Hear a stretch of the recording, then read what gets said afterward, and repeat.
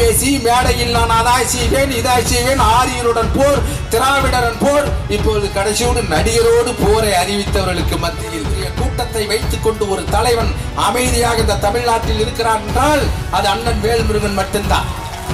ரவடிகளையும் வழிப்பறி கொள்ளையர்களையும் திருந்தி வாழ்பவர்களையும் திருத்தி அவனையே தலைவனாக மாற்றுபவர் தான் தலைவனே ஒழிய பேசுகிற கூட்டத்தில் ஓடி போய் அடித்து ரவுடிகளாக ரக்கையை தூக்கி கொண்டு சொல்லுவோம் தலைவன். அப்படி ஒரு தலைவனின் பின்னால் அடிவகுத்து நிற்கும் வீரத்தை என்னுள்ளே விதைத்த அண்ணன் பிரபாகரனுக்கும் சொல்லுக்கு முன் செயல் என்று தமிழ்நாட்டில் வாயால் பேசாமல் செய்து கொண்டிருக்கிற புலியூர் பெற்றெடுத்த புலிப்புள்ளை அண்ணன் வேல்முருகன் அவர்களுக்கும் தேசிய தலைவர் ஏந்திய புலிக்கொடியை அன்றே தமிழ்நாட்டில் தனது கொடியில் வைத்த கொங்கு இளைஞர் பேரவையினுடைய தலைவர் அண்ணன் பேரிலேயே தனி அரசை வைத்திருக்கக்கூடிய தனி அரசு அவர்களை வரவேற்று தமிழ்நாட்டிலேயே வெறும் 20-30 பேரை வைத்துக் கொண்டு நாங்கள் மாநாடு நடத்துகிறோம் என்று முழங்குகிற போது பல லட்சக்கணக்கான தமிழக வாழ்வுரிமை கட்சியின் உறவுகளை வைத்துக் கொண்டு ஆர்ப்பாட்டம் என்று நடத்துகிற ஒரு தன்னலம் கருதாத ஒரு தலைவனை தலைவனாக கொண்டு இந்த தமிழ்நாட்டிலே செம்மணி மனித புதைகுழிக்கு முதல் முறையாக கண்டன மாநாடை நடத்துகிற ஒரு கட்சி தமிழக வாழ்வுரிமை கட்சி. எங்கோ இருந்த புலிக்கொடி முள்ளிவாய்க்காலிலும் நந்திக்கடலிலும் வீழ்ந்து விட்டது என்று நினைத்த போது இல்லை இல்லை, முந்திரி காட்டில் பிறந்த தமிழரசின் கரம் பிடித்து வருகின்ற முத்தமிழன் வேல்முருகனின் கொடியிலே இந்த கொடியை பதித்து நாங்கள் தமிழர்கள் எங்களை வீழ்த்த முடியாது என்று பிரகடனப்படுத்த இங்க கூடியிருக்கிற உங்களுக்கு மிகப்பெரிய நன்றி கடமைப்பட்டிருக்கிறோம். வேறொரு கட்சி இங்க இந்த ஒரு கூட்டத்தை நடத்தியிருந்தால், இவ்வளவு ஒரு கூட்டம் நடத்தியிருந்தால் கோட்டரும் கோழி பிரியாரியும் கொடுத்தால் தான் வருவார்கள். ஆனால் கொள்கைக்காக கூடுகிற ஒரு கூட்டம் தமிழக வாழ்வுரிமை கட்சி கூட்டம்.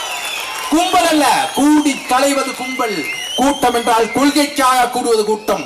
இன்றைய நிலையில் தமிழ்நாட்டில் கொள்கைக்காக கூடுகிறது ஒரு கூட்டம் என்றால் அது தமிழக வாழ்வுரிமை கட்சி தான். நீங்க பார்க்கலாம், ஐயா எடப்பாடியார் கிளம்பிட்டார். எதுக்கு? நோட்டுக்கு சீட்டுக்கு. அம்மா பிரேமலதா கிளம்பிட்டாங்க. பாவம், ரொம்ப கஷ்டப்பட்டவங்க தமிழ்நாட்டில்.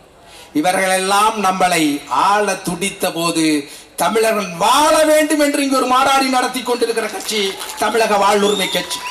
அதனாலதான் உலகம் முழுக்க இருக்க தமிழர்கள் தமிழை பேசி மேடையில் நான் அதாய் செய்வேன் இதாய் செய்வேன், ஆரியருடன் போர், திராவிடரன் போர், இப்பொழுது கடைசியோடு நடிகரோடு போரை அறிவித்தவர்களுக்கு மத்தியில் ஐநா மன்றமே தமிழனுக்கு உரிமையை கொடு என்று முழங்குகிற இந்த கூட்டம். ஏன் நம்மால் ஐநா மன்றத்தில், சர்வதேச விசாரணை மன்றத்தில் நம்மால் வலுக்க தொடுக்க முடியவில்லை என்றால் தமிழனுக்கு என்ற ஒரு நாடு இல்லை.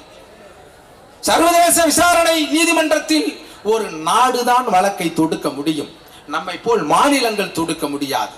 ஆனால் இங்கே 9 கோடி பேர் நாம் இருந்தும் வெறும் 1.25 கோடி இருக்கிற சிங்களவனுக்கு இந்த அரசு அவனுடைய நட்பு நாடாக இருக்கிறது. உலகம் முழுக்க 12 கோடி பேர் வாழ்கிற தமிழனை எதிரியாக பார்க்கிறது. இந்த செம்மணி மனித புதைகுழி பற்றி பல்வேறு பேர் பேசியிருக்கிறார்கள். செம்மணி மனித புதைகுழிகள் மட்டுமல்ல, ஈழ தமிழருக்கு சுய நிர்ணய உரிமை நடத்துகிற பொது வாக்கெடுப்பை தீர்மானத்தில் கொண்டு வர வேண்டும் என்று இந்த தமிழக அரசை அண்ணன் வேல்முருகன் கேட்கிறார். இந்திய அரசு அதற்கு உடனடியாக உதவ வேண்டும். இல்லை என்றால் சட்டமன்றத்துக்கு போட்டியிடுகிற என் அண்ணனை தமிழ்நாட்டிற்கு தனியான பாராளுமன்றத்திற்கு போட்டியிட வைத்து விடாதீர்கள். தனியான பாராளுமன்றத்திற்கு போட்டியிட வைத்து விடாதீர்கள். நமக்கான ஒரு நாடு இல்லை என்றால் எதுவும் செய்ய முடியாது. இந்தியா என்பது தமிழரசன் சொல்வது போல் ஆயுதத்தின் வடிவில் அடிமைப்படுத்தப்பட்ட ஒரு அரசு என்பது வேறு, தேசம் என்பது வேறு. நாம் தமிழ் தேசம், ஒரு மொழி, வரையறுக்கப்பட்ட ஒரு நிலம், இதனால் ஒரு பொருளியல் வாழ்வு, இதனால் விழுந்த பொருளியல் பண்பாடு, வரலாற்றில் வாழ்ந்துவிட்ட நிலம் தமிழர்களுக்கு உண்டு. இந்தியனுக்கு உண்டா? மலையாளி இருக்கிறான், கன்னடன் இருக்கிறான், குஜராத்தி இருக்கிறான், மார்வாடி இருக்கிறான். எவன்டா இந்தியா? எல்லாம் சேர்ந்தாதான் இந்தியா. அப்ப நமக்கென்று தமிழ்நாடு வேலை தமிழருக்கே முழங்க கொடுங்கள் என்று முழங்க வேண்டிய எங்களை 1938 நடந்தது போல் தமிழ்நாடு தமிழருக்கே என்று முழங்க வைத்து விடாதீர்கள். இந்திய அரசு அமைப்புக்கு கட்டுப்பட்டு அந்த சட்டத்தின் மூலமாக நாங்கள் தேர்தலில் வெற்றி பெற்று எங்களுடைய உரிமையை வென்றெடுக்க வேண்டும் என்று காத்து கொண்டிருக்கிற போது தொடர்ந்து திட்டமிட்டு ஈழத்தில் இழப்படுகொலை நடத்தியது போல் இங்கே செய்து விடாதீர்கள். நீங்கள் இதற்கு முன் பார்த்த கூட்டம் வேறு, இப்போது பார்த்து கொண்டிருக்கிற கூட்டம் வேறு. வேல்முருகன் ஏதோ நேத்து வந்த அரசியல்வாதி என்று நினைத்து விடாதீர்கள். இந்திய அரசு ஒருவரை பார்த்து 1989-90 பயந்தது என்றால் அது தோழர் தமிழரசனை பார்த்து. நீங்கள் இங்கே அண்ணன் பிரபாகரன் படத்தை வைத்து கூட நீங்கள் அரசியல் நடத்தி விடலாம். ஆனால் தோழர் தமிழரசனின் படத்தை வைத்து அரசியல் நடத்த முடியாது. காரணம், இந்திய அரசு அஞ்சுகிறது. அவரின் கடம் பிடித்து வந்தவர் அண்ணன் வேல்முருகன். அந்த வேல்முருகனுக்கு என்று ஒரு பேர் இருக்கிறது. புராண காலத்தில் சிவனுக்கு மகனாக இருக்கிற போது சிவனுக்கும் விநாயகருக்கும் உலகத்தை யார் சுற்றி வருவாள் என்ற போற்றி கதையாக படித்திருப்பீர்கள். அதில் ஒரு உள்ள அரசியல் இருக்கிறது. அவன் உலகத்தை சுற்றி வருகின்ற போது அவனுக்கான பலம் கிடைக்கவில்லை, தான் உழைத்ததுக்கு ஊதியம் கிடைக்கவில்லை என்று அன்றே நாடு கேட்டவன் அந்த முருகன். இந்த வேல்முருகனை என்று கேட்க வைத்து விடாதீர்கள், பார்த்துக் கொள்ளுங்கள். நாங்கள் அரசியலமைப்புக்கு உட்பட்டுத்தான் பேசுகிறோம். இது ஐநா சபை, international convention social economical political rights என்ன சொல்லுதுன்னா, தன்னுடைய தேசிய இனத்திற்கு சுய நிர்ணய உரிமையை அமைத்துக் கொள்வதற்கான உரிமை இருக்கிறது என்று 1966 ஐநா மன்றம் தீர்மானம் நிறைவேற்றியிருக்கிறது. ஏன் ஐநா மன்றம் தோன்றியது? 1913 முதல் உலக போரும் இரண்டாம் உலக போரும் பல கோடி மக்கள் இறந்த பிறகு இனிமேல் இந்த போரால் நாம் அழியக்கூடாது என்று நமக்காக ஒரு மன்றத்தை ஏற்படுத்தி கொண்டார்கள். அதுவே சொல்கிறது. குடியியல் அண்ட் பொலிட்டிக்கல் ரைட்ஸும் அதை தான் சொல்கிறது. ஒரு மொழி பேசுகிற ஒரு நிலத்தில் வாழ்கிற ஒரு மக்கள் இதை செய்யலாம், தனக்கான சுய நிர்ணய உரிமையை அமைத்துக் கொள்ளலாம் என்று சொல்கிறது. ஆனால் இந்தியாவில் ஏன் முடியவில்லை? அனைத்து உரிமையும் கொடுத்த ரஷ்யாவிலேயே 75 ஆண்டுகளுக்கு பிறகு பிரிந்து போகும் உரிமையுடன் கூடிய உரிமை கொடுத்த பிறகு கூட அந்த நாடு 15 நாடுகளாக துண்டு துண்டாக சிதறிவிட்டது. ஆனால் எங்கள் உரிமையை மறுக்கிற போது நாங்கள் சேர்ந்து வாழ வேண்டுமா அல்லது பிரிந்து வாழ வேண்டுமா என்று இந்திய அரசை நீங்கள் முடிவு செய்து கொள்ளுங்கள் என்று பேசுவதற்கு எங்களுக்கு நாட்டில் இல்லாமல் இல்லை. ஆனால் நாங்கள் அனைத்தையும் கட்டுப்பட்டுத்தான் இந்த கூட்டத்தை நடத்தி கொண்டிருக்கிறோம். எவ்வளவு பெரிய கூட்டத்தை வைத்துக் கொண்டு ஒரு தலைவன் அமைதியாக இந்த தமிழ்நாட்டில் இருக்கிறான் என்றால் அது அண்ணன் வேல்முருகன் மட்டும்தான். ரவடிகளையும் வழிப்பறி கொள்ளையர்களையும் திருந்தி வாழ்பவர்களையும் திருத்தி அவனையே தலைவனாக மாற்றுபவர் தான் தலைவனே ஒழிய பேசுகிற கூட்டத்தில் ஓடி போய் அடித்து ரவடிகளாக ரக்கையை தூக்கி கொண்டு சொல்லுவோம் நல்ல தலைவன். அப்படி ஒரு தலைவனின் பின்னால் அணிவகுத்து நிற்கிறோம் நாங்கள். வடவர்கள் இப்பொழுது நம்ம தோழர் பேசுகிற போது சொன்னார், இங்கு வருகிற தொழிலாளிகள் பிரச்சனை இல்லை, இங்கே ஆண்டு கொண்டிருக்கிற வடவர்கள் தான் நமக்கு பிரச்சனை இல்லை. அன்றே நாம் மொழி வழி தேசியத்தில் தமிழ்நாடு, தமிழகம், இமிழ்கடல் வேடி என்று பல ஆயிரம் ஆண்டுகளுக்கு முன்பே தனி தமிழ்நாடு சேர சோழ பாண்டியர்கள் வாழ்ந்திருந்தால் கூட ஒரு வரம்பு கட்டி ஆண்ட தமிழினம் நாங்கள். இந்தியா என்ற ஒரு நாடு இந்தியா என்று வருவதற்கு முன்பாகவே தமிழ்நாடு என்று பல ஆயிரம் ஆண்டுகளுக்கு முன்னாயே வாழையும் வேலையும் எடுத்துக்கொண்டு உயிரை விட மானம் பெரிதென்று உயிரெடுத்த தமிழர் கூட்டம் இது என்று இந்திய அரசு புரிந்து கொள்ள வேண்டும். அவன் தொழிலாளியோ முதலாளியோ அவனையே மொழிபெயர் தேயம் என்று வேறு மொழி பேசுகிறவன் இங்கு வாழ வைத்த இனம் நமது தனி இனம் தமிழ் இனம். ஆனால் இன்று ஆள வைத்து அழகு பார்க்கிற அவல நிலையில் இருக்கிறது.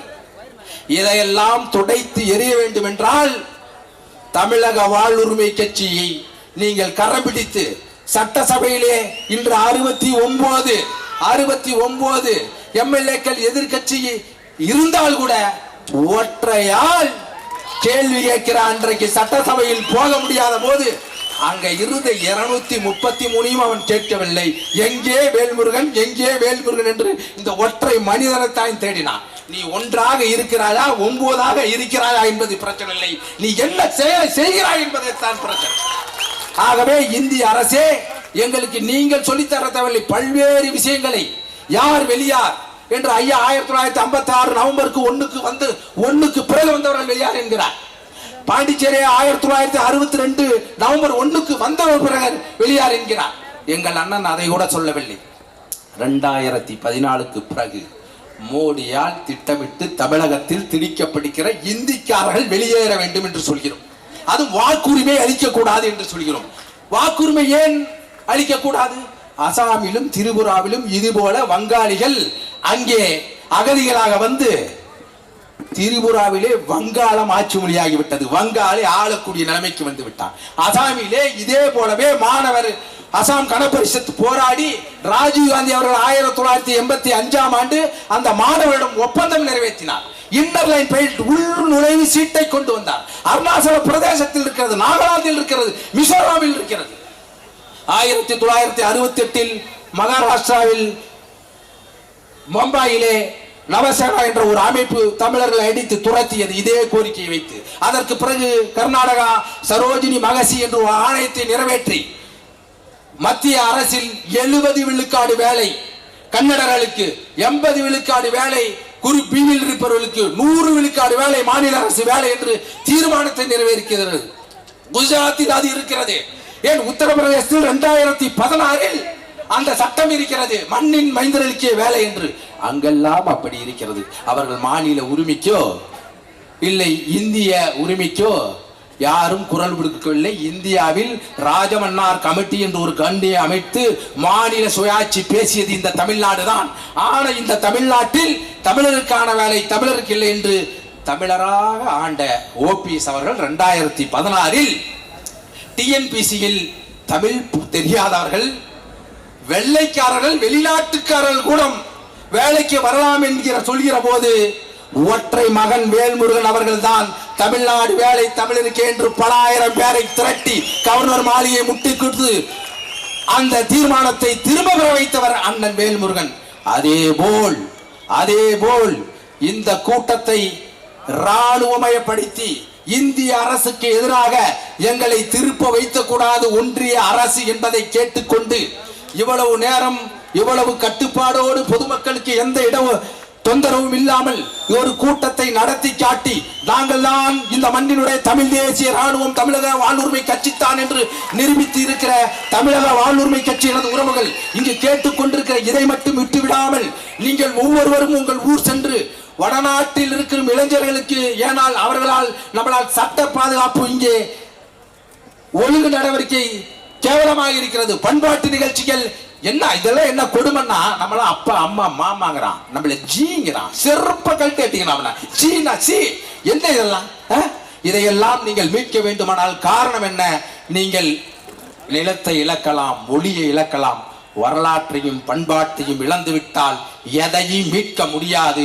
இந்த தமிழ்நாட்டின் வரலாறு, மொழி, நிலம், பண்பாடு காக்கக்கூடிய ஒரே கட்சி தமிழக வாழ்வுரிமை கட்சி என்று கூறிக்கொண்டு வரக்கூடிய காலங்களில் இந்திய அரசே, தமிழக அரசே, நீங்கள் அங்கே நடந்தது இனப்படுகொலை, அதற்காக ஐநா நீதிமன்றம் பொதுவாக்கு எடுத்து எங்களை நாங்களே ஆளுவதற்கு சுய நிர்ணய உரிமை வேண்டும் என்ற தீர்மானத்தை நீங்கள் நிறைவேற்ற வேண்டும். இந்திய அரசே, தமிழ்நாட்டில் நீங்கள் வடவருக்கான வாக்குரிமையை அளிக்க கூடாது என்று கேட்டுக்கொள்வதோடு எங்களை நிறுத்திக் கொள்ளுகிற வழியில் நீங்கள் நடத்துங்கள். இல்லை என்றால் வடநாட்டு இளைஞர்களை பார்க்கிற இடத்தில் எங்களை கையெடுத்து கும்பிட வைத்து விடாதீர்கள். நன்றி. அடுத்தபடியாக தமிழக வாழ்வுரிமை கட்சியின் தலைமை